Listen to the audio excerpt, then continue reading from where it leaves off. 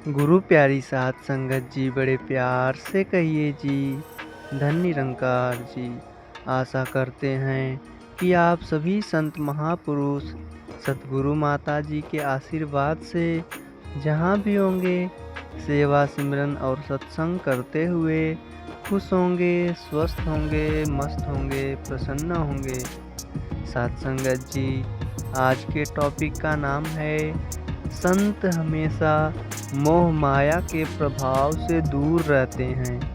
साध संगत जी, संत या महापुरुष किसी वेशभूषा का नाम नहीं है। संत महापुरुष उसी को कहा जाता है जो अपने प्रभु को अंग संग जानकर हर समय प्रभु की याद में डूबा रहता है। संत महापुरुष अपने सभी कर्तव्यों का पालन करता हुआ भी संसार की मोह माया का प्रभाव नहीं ग्रहण करता है। महापुरुष अपने ऊपर सब कुछ सहन करके भी दूसरों को सुख ही देते हैं।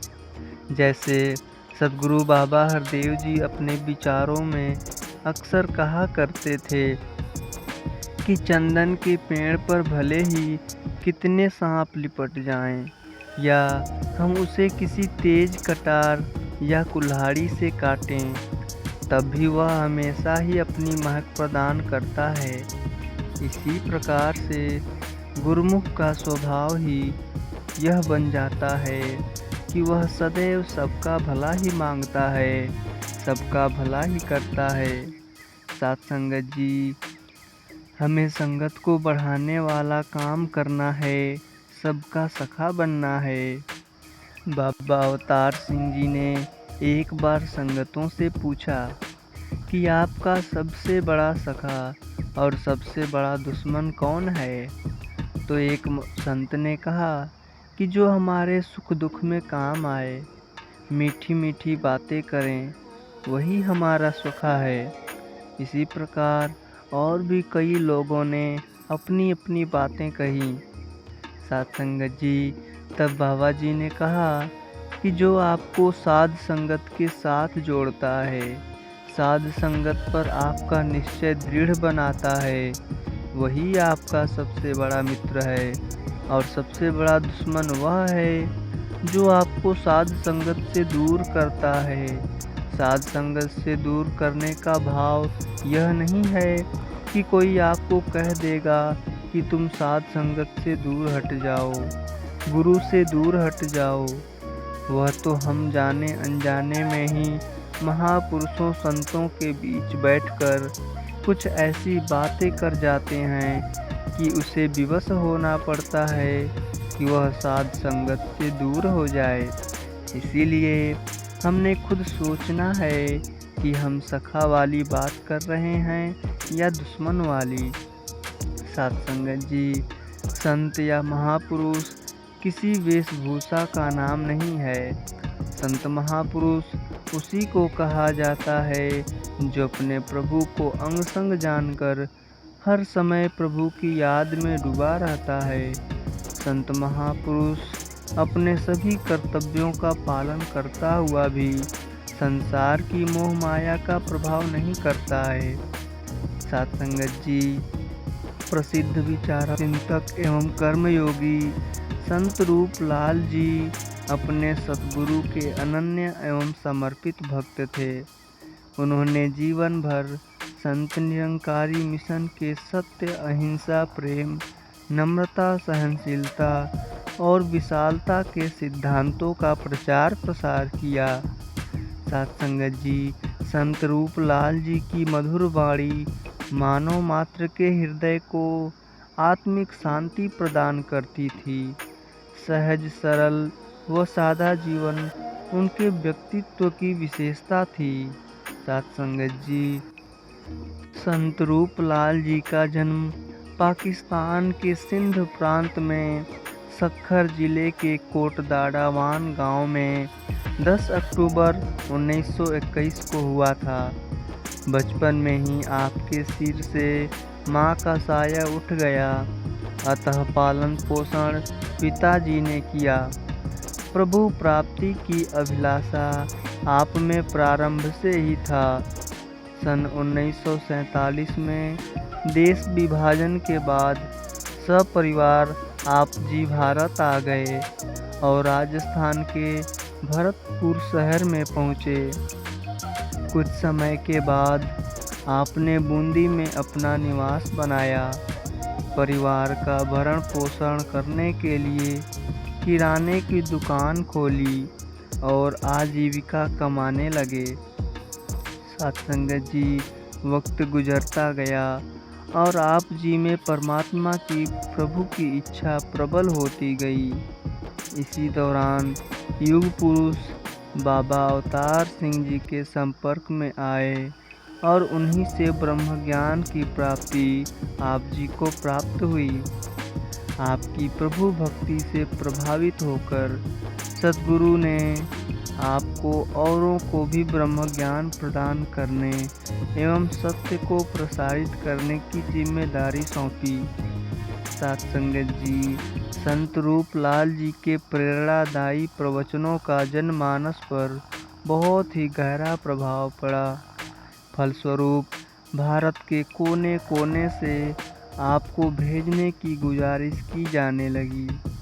सत्संगत जी, जीवन में आई विपरीत परिस्थितियों का सामना भी आपने संत स्वभाव से ही किया और सत्य के प्रचार में जुटे रहे।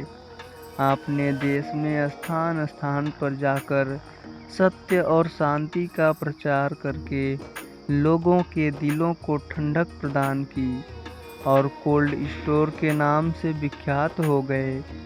सत्संगत जी, आपके जीवन में विशेष गुण निर्भयता एवं शांत स्वभाव ने हर जगह आग के ऊपर पानी का कार्य किया। आप जी ने 50 वर्ष तक अनवरत मिशन के शांति के संदेशवाहक बनकर प्रचार यात्राएं की। सद्गुरु बाबा हरदेव सिंह जी महाराज ने आपको राजस्थान के जोनल इंचार्ज की सेवा सौंपी थी और सन 1996 में आपको संत निरंकारी मंडल की अभ्रातकारी कार्यकारी समिति एवं कार्यकारिणी समिति का सदस्य मनोनीत किया गया।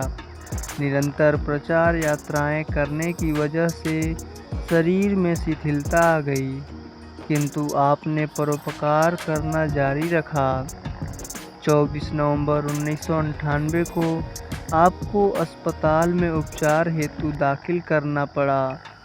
काफ़ी समय अस्वस्थ रहने के बाद आप जी 24 मार्च 2000 को 78 वर्ष की आयु में नश्वर शरीर को त्याग करके निरंकार में लीन हो गए। सत्संगत जी, मन चंचल मन बावरा, मन ही है चितचोर, मन खोजन कहाँ जाइए, मन की कहीं न ठौर। कहने वालों ने तो यह भी कहा है कि मन भोर मचाए शोर शोर शोर, अर्थात संसार का सारा कोलाहल इसी मन के कारण है। फिर भी यह मन पकड़ में नहीं आता है, यह चित्त को कहीं टिकने ही नहीं देता है। कहने का भाव है कि जो एक स्थान पर, एक विचार पर या एक निश्चय पर टिक न सके वही मन है। मन को भंवरे की संज्ञा भी दी जाती है, जो कभी भी एक फूल पर तो कभी दूसरे फूल पर मंडराता रहता है।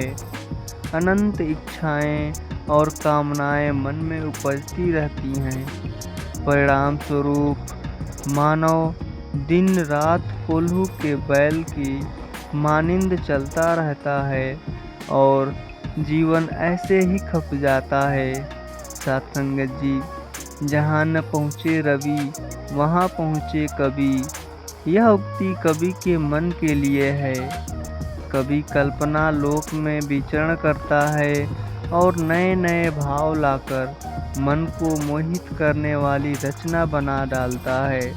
इसी प्रकार मन की उड़ान है, बैठा कहीं और है, पहुँच कहीं और जाता है। सत्संग में बैठकर भी जिसे अमृत वचन सुनाई ना दे।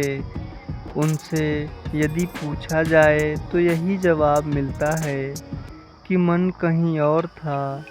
मन का नाता संसार से जुड़ा है। इंसान कहते हैं कि मन है तो संसार है, नहीं तो संसार भी अंधकार है। अर्थात मन ना हो तो संसार भी फीका जान पड़ता है, और यदि मन आ जाए तो बेगाने भी अपने लगते हैं। काम, क्रोध, लोभ, मोह, अहंकार मन की ही उपज है। ये वे हथकंडे हैं जिन्हें मन इच्छा पूर्ति के लिए प्रयोग में लाता है। मन सृजन का कारक भी है, और सृजन तो अमन की धरती पर ही संभव है। साथ संगत जी, वस्तुतः मन का न होना ही अमन है। जहाँ मन से शोर उपजता है, वहीं अमन में शांति व्याप्त होती है, क्योंकि मन संसार का स्वरूप है और अमन निरंकार का प्रभु परमात्मा का निर्मल, पावन, निश्चल स्वरूप है। सत्संगत जी, विचारों का पैदा होना मन का खेल है और निर्विचार हो जाना अमन की शक्ति है, अमन की पहचान है। अनेक विचारकों का जन्मदाता मन है, तो केवल एक विचार का सृजक अमन है। अनेक विचार संसार को बुनते हैं और एक विचार निरंकार पर आकर स्थिर हो जाता है, ठहर जाता है। स्थिरता का नाम अमन है। परमात्मा स्वयं स्थिर है, अडोल है, अचल है। इसीलिए स्थिर से जुड़कर ही स्थिरता को पाया जा सकता है। एक नूर है सबके अंदर वाला भाव आ जाता है। सतगुरु माता सुदीक्षा जी महाराज के अमृत वचनों में स्थिर निरंकार के साथ जुड़कर एक हो जाने की अवस्था ही भक्ति है। सत्संगत जी, उम्मीद करते हैं कि आज की यह टॉपिक आप सभी संतों को ज़रूर पसंद आई होगी। फिर मिलते हैं ऐसे ही अगले सुंदर टॉपिक में। सत्संगत जी, बड़े प्रेम से कहिए जी, धन निरंकार जी। आपकी मेहरबानियों की कसम, आप सा मेहरबान नहीं कोई। जब से तूने निगाह डाली है, हर खुशी ज़िंदगी में पाली है। रात दिन चैन से गुजरते हैं, दुख भरी दास्तां नहीं कोई। किसी के कहने से यदि अच्छा या बुरा होने लगे तो ये संसार या तो स्वर्ग बन जाएगा या पूरी तरह से नर्क। इसीलिए ये ध्यान मत दें कि कौन क्या कहता है, बस वो करिए जो अच्छा है और जो सच्चा है।